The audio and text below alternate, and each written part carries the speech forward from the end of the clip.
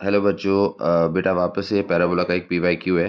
पहले क्वेश्चन समझा देता हूँ। दो पैराबोला हैं जिनका सेम फोकस है 4,3 और उनकी डायरेक्ट्रिक्स दी हुई है। एक पैराबोला की डायरेक्ट्रिक्स एक्स एक्सिस है, दूसरे पैराबोला की डायरेक्ट्रिक्स वाई एक्सिस है। अब ये दोनों पैराबोला दो पॉइंट पे इंटरसेक्ट करते हैं। डायग्राम थोड़ा गलत बन गया है। ये दो पॉइंट पे ही इंटरसेक्ट करते हैं, तो इस तरह से कुछ डायग्राम होगा, है ना। डायग्राम थोड़ा गलत बन गया है। एक पॉइंट ए है, एक पॉइंट बी है, तो आपको जो उनके बीच में डिस्टेंस ए बी है उसका स्क्वायर फाइंड करना है। Find the distance A B square. तो फोकस 4,3 पे है। अब एक वर्टिकल होगा और एक हॉरिजॉन्टल होगा।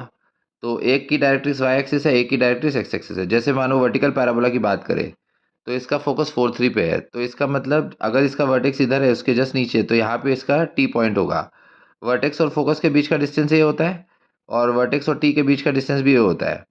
तो अब फोकस का एक्स एक्सिस के ऊपर 3 यूनिट डिस्टेंस है क्योंकि इसका वाई कोऑर्डिनेट 3 है। इसका मतलब ये डिस्टेंस भी 3/2 होगा, ये डिस्टेंस भी 3/2 होगा। ठीक है। तो इसका मतलब वर्टिकल पैराबोला के लिए ए का वैल्यू 3/2 हो गया। ठीक है, वर्टिकल पैराबोला मेरा P2 है, तो इसके लिए ए का वैल्यू 3/2 हो गया। और वर्टेक्स से कोऑर्डिनेट्स कैसे निकालेंगे? एक्स कोऑर्डिनेट तो सेम होगा, इसमें से 3/2 माइनस करो क्योंकि नीचे आ रहे हो, तो 3 माइनस 3/2। ठीक है, 3 माइनस 3/2, तो इसका मतलब 4/3/2 इसका वर्टेक्स हो गया। अब इसमें हम शिफ्टिंग ऑफ ओरिजिन लगा सकते हैं। इस वर्टिकल है तो एक्स वाले पे स्क्वायर आएगा, एक्स में से एक्स कोऑर्डिनेट माइनस करो, एक्स माइनस 4 का स्क्वायर 4a, तो 4 को 3/2 से मल्टीप्लाई किया मतलब 6 आया। फिर y में से y कोऑर्डिनेट माइनस, तो y माइनस 3/2 हो गया। अच्छा, ये वाला जो पैराबोला ये हॉरिजॉन्टल है P1, तो इसमें y पे स्क्वायर आएगा। अब इसका फोकस 4,3 है, तो इसका मतलब इसका y एक्सिस से डिस्टेंस 4 यूनिट है। तो सेम लॉजिक इसमें भी लगेगा। ये डिस्टेंस इसके लिए a होगा, ये डिस्टेंस भी a होगा, मतलब 2a मिला के 4 हो गया। तो इसके लिए a का वैल्यू 2 आया।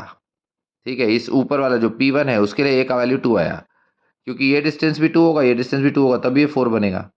तो इसका एक्स वाई कोऑर्डिनेट सेम रहा, एक्स में से 2 माइनस कर दो, मतलब इसका वर्टेक्स 2 3 आ गया।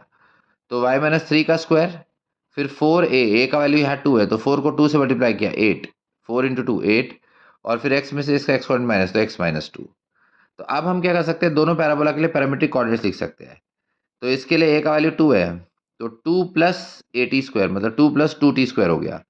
और इसके लिए 3 प्लस 280, क्योंकि शिफ्टिंग ऑफ ओरिजिन लगा रहे हैं, 3 प्लस 280, a का वैल्यू 2 है तो 3 प्लस 4t हो गया।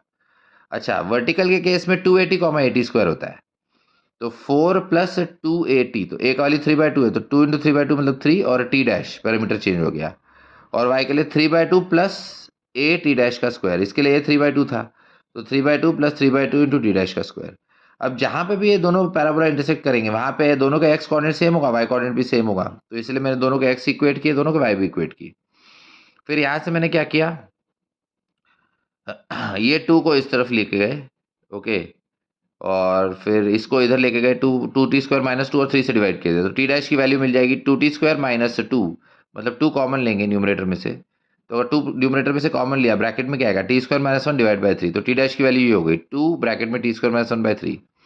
अब यहाँ पे भी जब दोनों के y इक्वेट करते हैं वहाँ पे भी हमको एक इक्वेशन मिलती है।